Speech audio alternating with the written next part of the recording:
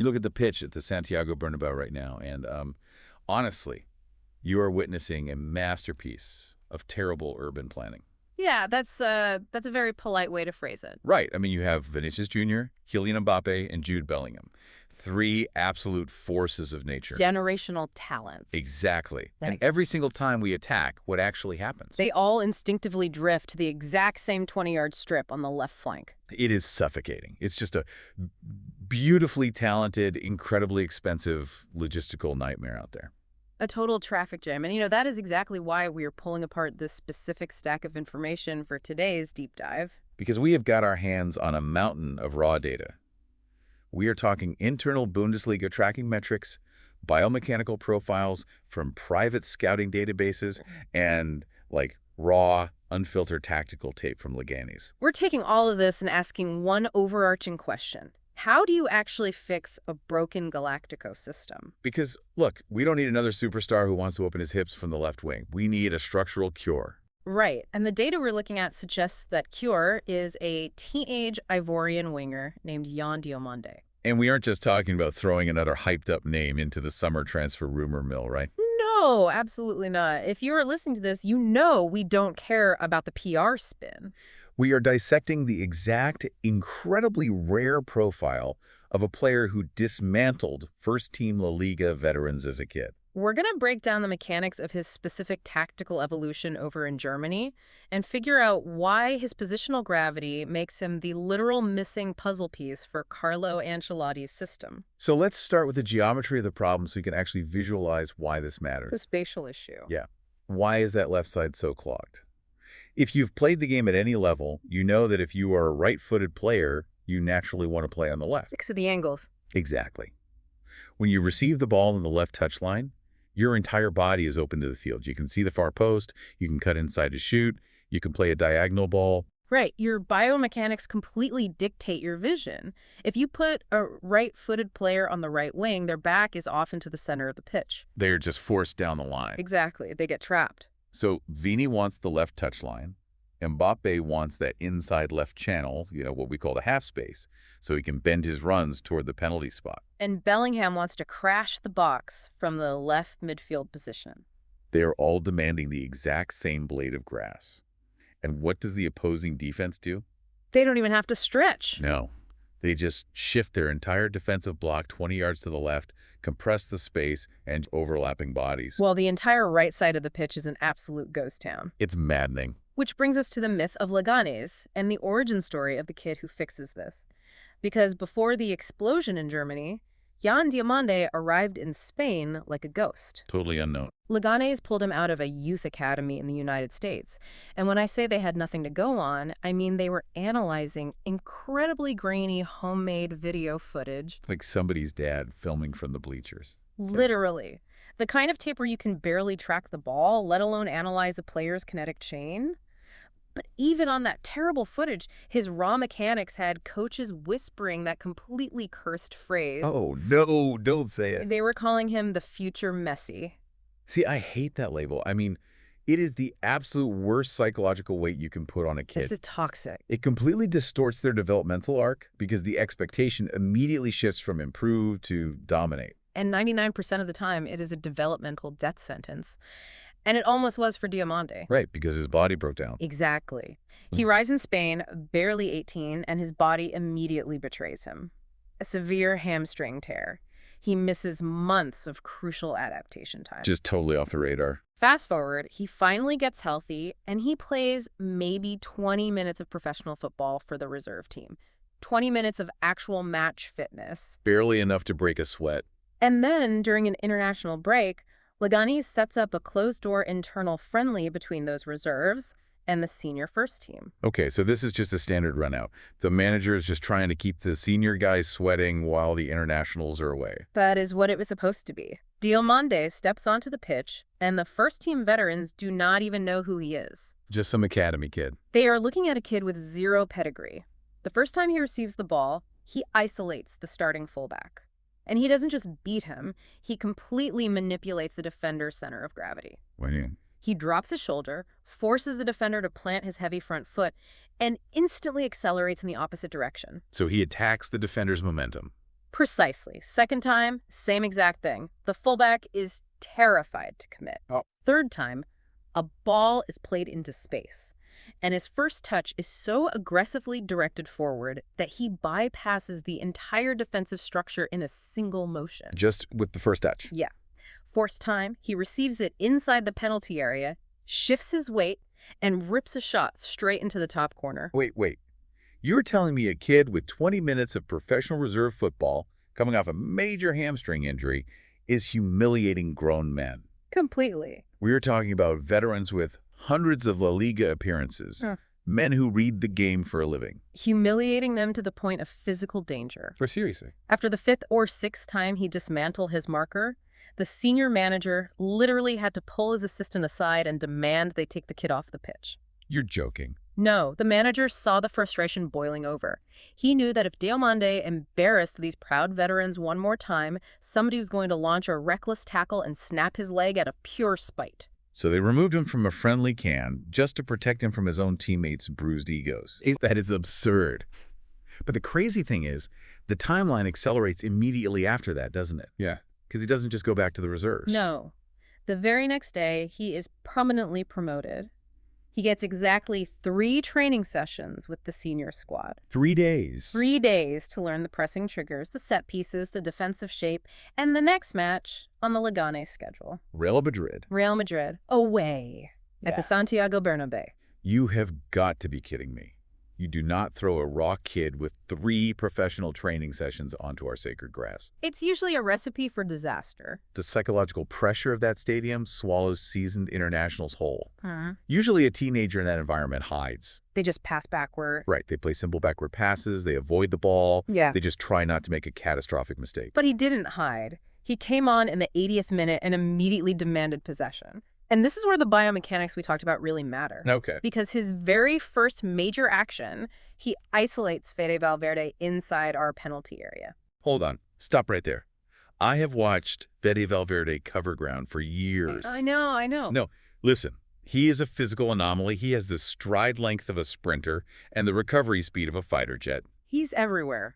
Nobody beats Valverde from a standing start. He is a machine. How does a teenager with a recently healed hamstring sit down Fede Valverde? By understanding that Valverde's immense physical mass and speed can actually be weaponized against him. Use his own momentum. Exactly. Diomande didn't try to outrun him in a straight line. It was an instantaneous deceleration. Okay, walk me through that. Diomande accelerates just enough to force Valverde to reach his top speed, and the exact millisecond Valverde commits his kinetic weight forward, Diomande stops dead, completely out of the play.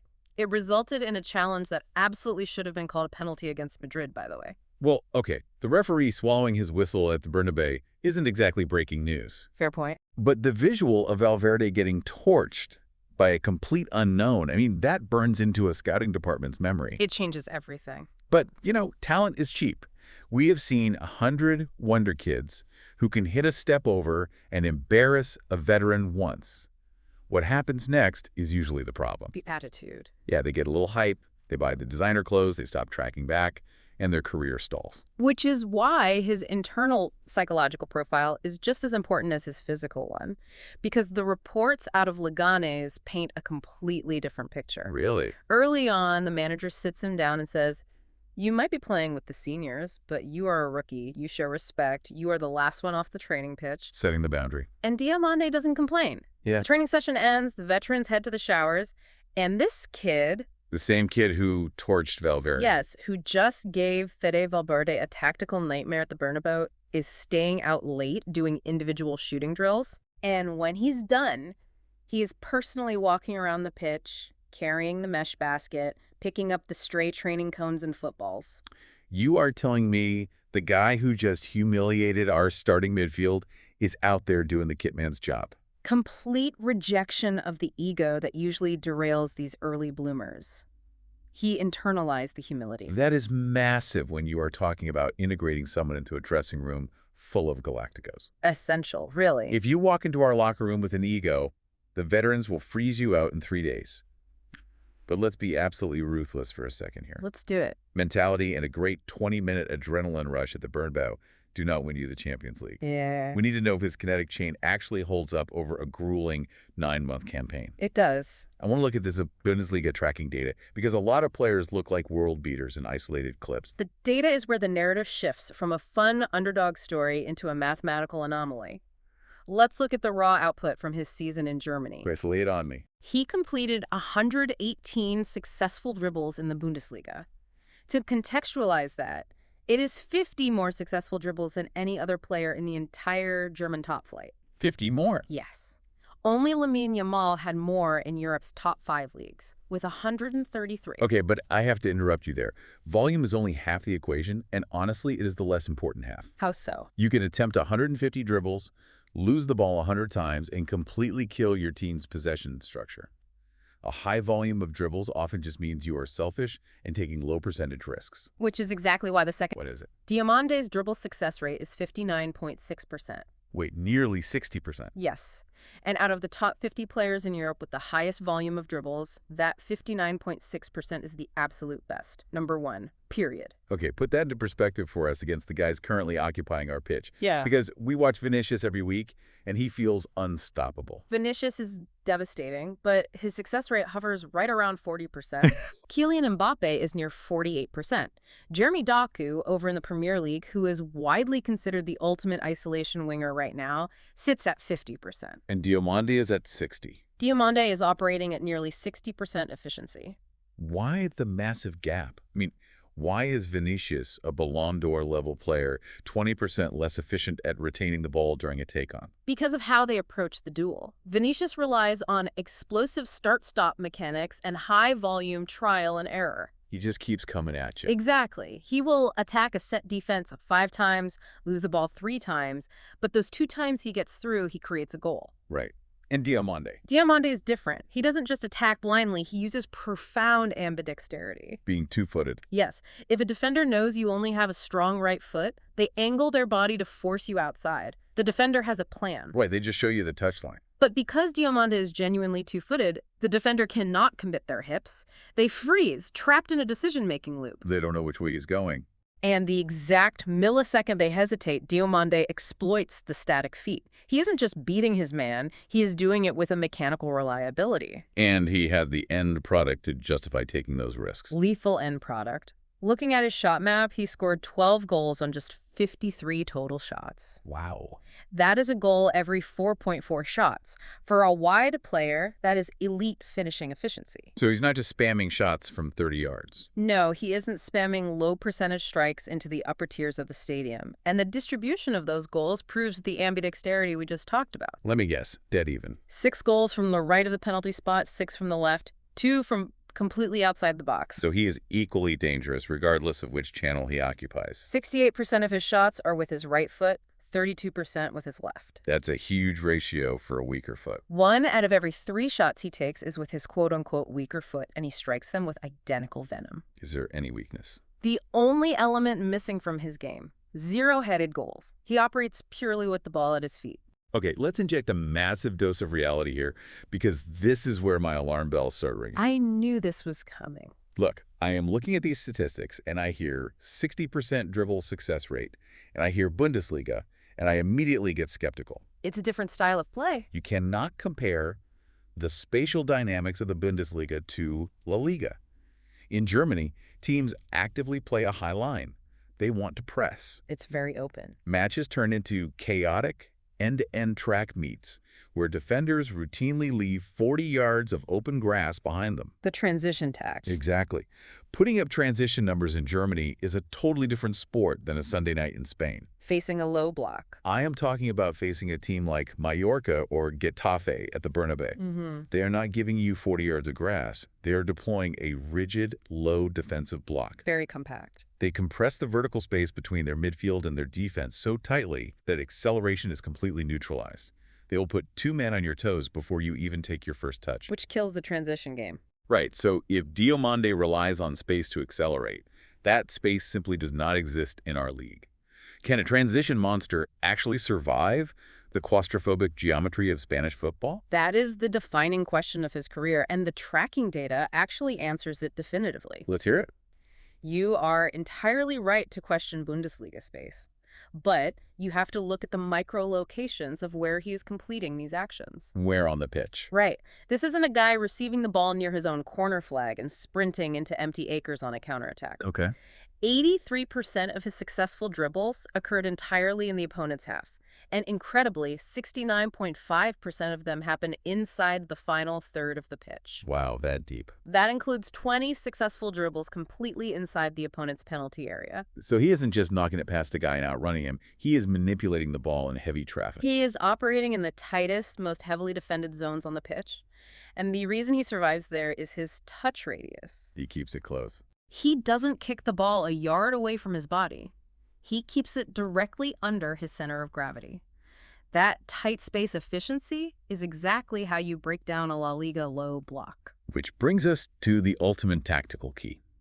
The singular reason we are analyzing this specific player for this specific Real Madrid squad. The positional evolution.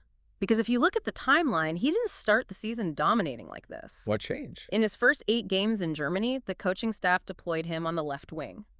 64% of his dribbles came from the left side. So he was part of their left side traffic? Coaching staff realized something about his biomechanics. They moved him. They completely shifted his profile. They moved him to the right wing. And that is when the explosion happened. Completely. Over 63% of his dribbles in that final stretch came from the right side. He became a totally different, infinitely more dangerous player. Yeah, and this circles perfectly back to the structural nightmare we talked about at the very beginning of this deep dive. The urban planning disaster. Right. Trying to fit Vini, Mbappé, and Bellingham all on the left side is like trying to park 3 Ferraris in a one-car garage. They just crash into each other. They are stepping on each other's toes. But Diomande is a natural right-sided player who creates immense tactical gravity. Think about how this fixes the geometry. He's right-footed, but because he is so comfortable cutting inside to strike or pass with his left, he presents an unsolvable problem for an opposing left back. If you put Diomande on the right wing, suddenly the opposing defense cannot just tilt their entire formation to the left to suffocate Vini and Mbappé. They have to respect the opposite flank. Exactly. If they cheat to the left, Diomande is isolated one-on-one on the right touchline. And we already know the math. He wins those isolated duels 60% of the time. You are effectively forcing the opponent to defend the full width of the grass. Which naturally opens up the half spaces for Bellingham and Mbappé to exploit. He doesn't just stretch the pitch, he balances the entire tactical equation. He is the pure specialist we are starving for. But here's where the tension hits a boiling point. Because there is a ticking clock on this, and the financial reality is getting completely out of hand. Let's talk about the money. He was sold to Germany for just over $20 million. And his former manager at LEGANÉS went on the record privately to other clubs this summer who were balking at that price tag. They thought 20 was too much. Those clubs said $20 million was too much risk for a kid with limited top-flight experience. And the manager explicitly warned them. What did he say? He said, if you think $20 million is a lot right now, wait 12 months. He is going to be worth 6 times that amount. 6 times. You were putting him instantly into the $120 million bracket. And the manager was absolutely right. His valuation is skyrocketing with every single match he plays on that right wing. So we are staring down the barrel of a sign him now or lose him forever scenario. Because we know how the modern market works. It moves fast. If the Madrid board hesitates right now, if they are too obsessed with trying to force the current Galactico puzzle to fit just to justify the wages they're paying, what happens? They miss out. By next summer, a Premier League club with bottomless television revenue, one of the Manchester clubs or Chelsea or Arsenal, is going to drop $120 million on the table, and he is gone. And he will define a generation for whoever buys him. You do not find this combination of elite tight space efficiency, genuine ambidexterity, and psychological humility on the market very often. It's a unicorn profile. If Madrid stubbornly waits for the left-wing traffic jam to miraculously sort itself out, they will miss the singular profile capable of fixing the right wing. Which leaves us with the million-dollar question. The provocative reality we need to confront today. Is Real Madrid's current tactical imbalance actually sustainable? Probably not. We can win isolated games on pure individual brilliance. I mean, we have the talent to do that. But over a 9-month season against elite European tacticians who know how to exploit structural flaws, what happens? They'll figure us out. If we refuse to sign a specialist right-winger like Diomande, Are we just going to keep forcing square pegs into round holes until the system fundamentally breaks? Are we going to waste the prime athletic years of our superstars by making them share a one-car garage? It's a massive risk. We want to know exactly where you stand on this because this is the brutal, unforgiving reality of managing Real Madrid. You have heard the data, you understand the tactical geometry. Would you make the hard call? Would you, right now, bench a current global superstar to balance this team with a pure specialist like Diomande? Would you have This decision in world football? I want to see your answers in the comments. Yeah. And listen, if you are tired of this sanitized, sugar-coated PR spin and you want real, unflinching tactical analysis of Real Madrid, you need to be following Bernabeu Notes right now. Absolutely. Hit subscribe on YouTube, follow us on Instagram, track us on TikTok. Seriously, hit the button. Trying to survive the chaos of this transfer window without our tactical breakdowns is basically a hazard to your health. Don't risk it. You heard him. Follow Bernabeu Notes everywhere. The clock on Diomande is ticking, the Premier League is watching, and we will be analyzing every single second of it. See you next time.